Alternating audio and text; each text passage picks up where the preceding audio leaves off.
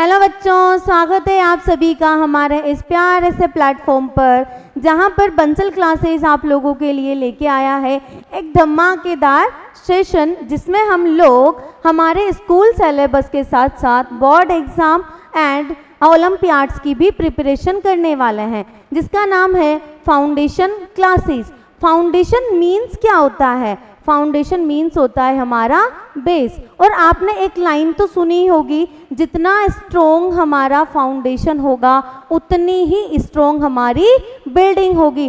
तो आप सभी बच्चे तैयार हैं हमारे साथ अपना फाउंडेशन स्ट्रोंग बनाने में? ओके बच्चों, आज का सेशन हम स्टार्ट करते हैं पहले मेरे इंट्रोडक्शन के साथ। मैं हूँ मीनाक्षी नागर और मैं आप लोगों को पढ़ाने वाली हूँ बायोलॉजी। बायोलॉजी में हम आज एक बहुत ही इंटरेस्टिंग टॉपिक लेने वाले हैं, जो कि है हमारा prokaryotic cell and eukaryotic cell. देखो बच्चों, बहुत सारे बच्चों का डाउट होता है कि prokaryotic cell and eukaryotic cell में हमें डिफरेंसेस समझ में नहीं आते हैं। तो हम आज इसी टॉपिक को इंटरेस्टिंग बनाते हुए और उनके डिफरेंस को समझते हुए आज का सेशन को हम स्टार्ट करने वाले हैं। ओके, हम बात करते हैं कि जो हमारे ऑर्गेनिजम्स होते हैं, वो ऑर्गेनिजम्स हमारे टू टाइप्स के होते हैं। फर्स्ट होते हैं हमारे प्रोकैरियोटिक एंड सेकेंड है हमारे यूकैरियोटिक। प्रोकैरियोटिक ऑर्गेनिजम्स होते कैसे हैं? देखो, प्रोकैरियोटिक को अगर मैं डिफाइन करूं या मैं इसको डिवाइड कर दूं टू पार्ट्स में, तो हमारे पास टू वर्ड्स हैं। एक है हमारा प्रो और एक आता है बेटा हमारा क्या, कैरियोटिक। Pro and karyotic. देखो, प्रो का मीन्स क्या होता है? प्रो मीन्स होता है हमारा प्रिमिटिव। प्रो मीन्स क्या है? Primitive. And karyotic word define करता है हमारे न्यूक्लियस को।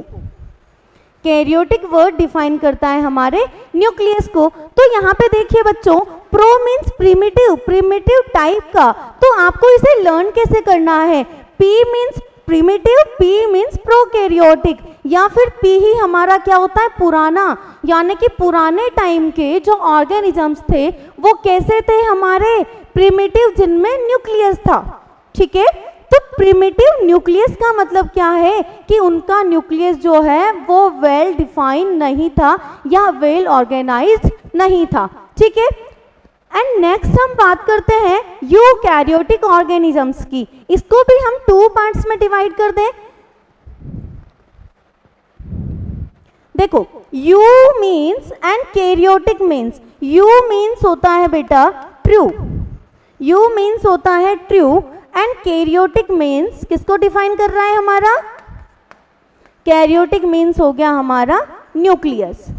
ओके, सो हम इन ऑर्गेनिजम्स में बोल सकते हैं कि जो इनका न्यूक्लियस है वो ट्रू न्यूक्लियस है या फिर वो वेल ऑर्गेनाइज्ड न्यूक्लियस प्रेजेंट होता है। ठीक है, सो हम नेक्स्ट बात करते हैं प्रोकैरियोटिक एंड यूकैरियोटिक में डिफरेंसेस की।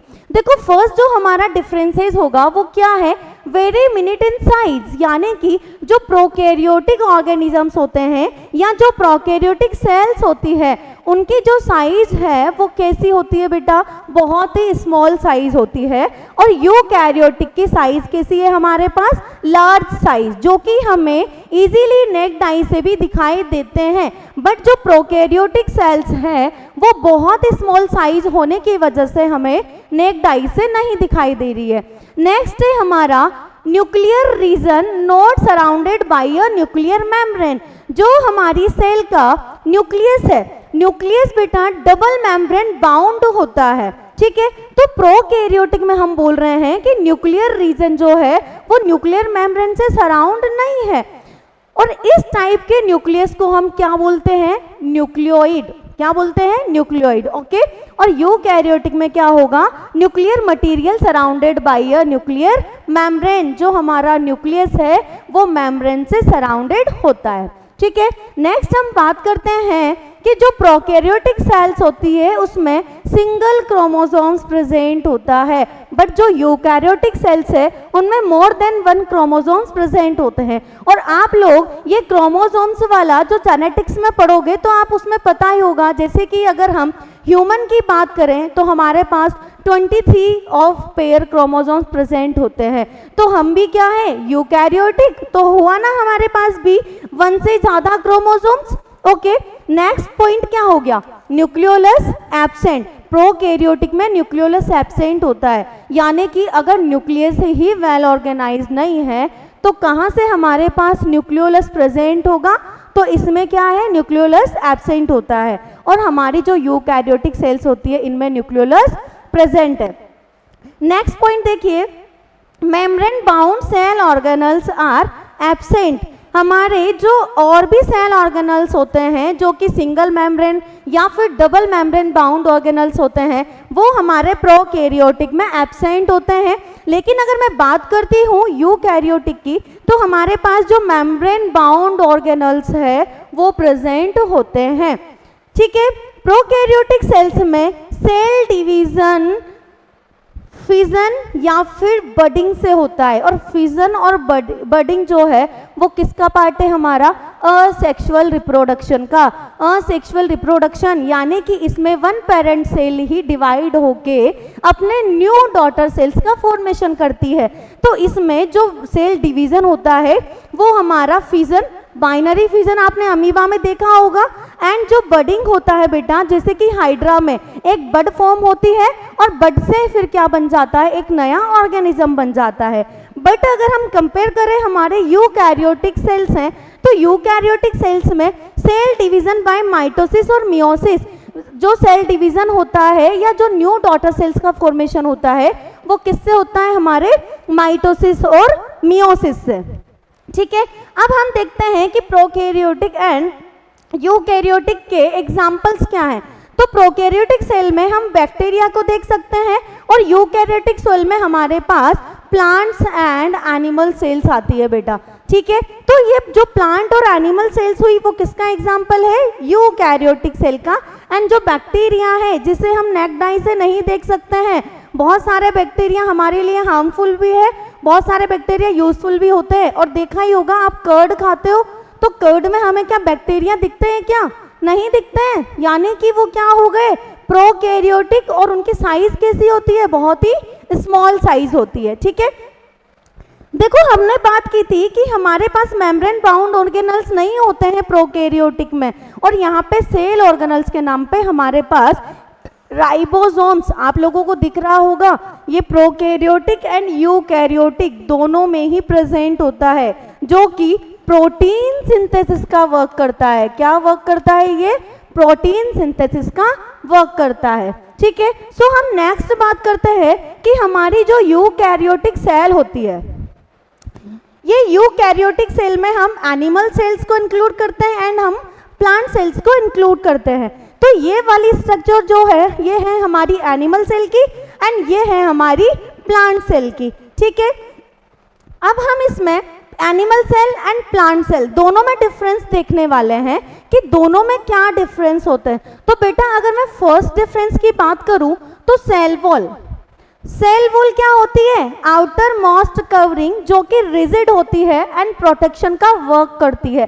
तो ये ओनली प्रेजेंट किस में होती है, हमारे प्लांट्स में। Cell wall and cell surface membrane present और एनिमल्स में नॉट प्रेजेंट। जो हमारे एनिमल्स होते हैं उसमें सबसे आउटर लेयर होती है सेल मेम्ब्रेन, उनकी सबसे आउटर लेयर क्या होती है, सेल मेम्ब्रेन, जो कि बहुत ही फ्लेक्सिबल होती है। सेल मेम्ब्रेन प्लांट सेल में भी प्रेजेंट होती है बट वो सेल वॉल के जस्ट बिलो प्रेजेंट होती है। ओके, सो नेक्स्ट डिफरेंस हमारा क्या है, क्लोरोप्लास्ट। क्लोरोप्लास्ट आप लोग जानते होंगे, बचपन से हम लोग पढ़ते आ रहे हैं कि प्लांट्स अपना खाना खुद बनाते हैं, plants are autotrophic nature show करते हैं। तो जो प्लांट्स ऑटोट्रोफिक नेचर शो करते हैं वो खुद का खाना खुद बना रहे हैं, तो वो एक प्रोसेस से बनाते हैं बेटा, और उसे हम क्या बोलते हैं, फोटोसिंथेसिस। जो फोटोसिंथेसिस की प्रोसेस होती है वो किस में प्रेजेंट होती है, हमारे क्लोरोप्लास्ट में, और वो क्लोरोप्लास्ट कहाँ प्रेजेंट होता है, ओनली प्लांट सेल में। सो यहाँ पे लिखा हुआ है कि एनिमल सेल्स में जो क्लोरोप्लास्ट होता है वो नॉट प्रेजेंट एंड प्लांट्स में प्रेजेंट फॉर फोटोसिंथेसिस। क्लियर है।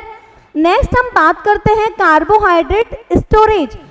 जो प्लांट्स और एनिमल सेल्स में जो फूड है वो किस फॉर्म में स्टोर हो रहा है, तो अगर मैं एनिमल सेल की बात करूं तो वो ग्लाइकोजन की फॉर्म में स्टोर होता है और हमारे प्लांट्स में वो स्टार्च की फॉर्म में स्टोर होता है। ठीक, नेक्स्ट हम बात करते हैं वैक्यूल। वैक्यूल क्या होता है? देखो वैक्यूल आपको दिख रहा होगा कि इसमें कोई ऐसे ब्लैंक स्पेस हमें नहीं दिखाई दे रही है एनिमल सेल में, लेकिन मैं प्लांट सेल की बात करूं तो ये जो बड़ा सा हमें यहाँ पे एक ब्लैंक स्पेस शो हो रहा है, दैट इज दी वैक्यूल। ये वैक्यूल काम क्या आ रहा है? ये वैक्यूल बेटा जो हमारी सेल जो वेस्टेज रिमूव करती है उन सबको स्टोर करने का वर्क करता है। क्या करता है? जो हमारे वेस्टेज को रिमूव करती है प्लांट सेल, उनको ये स्टोर करने का काम करता है। सो हम वैक्यूल को बोलते हैं dump for waste products. Okay, और एनिमल सेल में नॉट यूजुअली प्रेजेंट या फिर ये बहुत ही स्मॉल प्रेजेंट होता है, बट हमारे प्लांट सेल की अगर मैं बात करूं, जैसा कि अभी हमने देखा था, large fluid filled vacuoles present होता है। देन नेक्स्ट हम बात करते हैं शेप। हमारे एनिमल सेल की जो शेप होती है वो कैन चेंज शेप या फिर राउंडेड हो सकती है। अब देखो वो शेप को चेंज क्यों कर सकती है? मैंने आपको बताया था कि एनिमल सेल की जो सबसे आउटर लेयर होती है वो होती है सेल मेम्ब्रेन, और सेल मेम्ब्रेन हमारी कैसी होती है? फ्लेक्सिबल। ओके, एंड जो प्लांट सेल है, प्लांट सेल की जो शेप्स होती है बेटा वो कैसी होती है? फिक्स्ड होती है या फिर जो हमारी रेगुलर शेप होती है। ओके, सो आप लोगों को समझ में आया होगा। ऐसी ही इंटरेस्टिंग वीडियोस को देखने के लिए आप लोग हमारे साथ अगर बना रहना चाहते हैं तो जाइए हमारे डिस्क्रिप्शन बॉक्स में, जहां पर आपको लिंक मिलेगा, लिंक को क्लिक कीजिए और आ जाइए हमारे साथ हमारे इस प्लेटफॉर्म पर। Okay, thank you.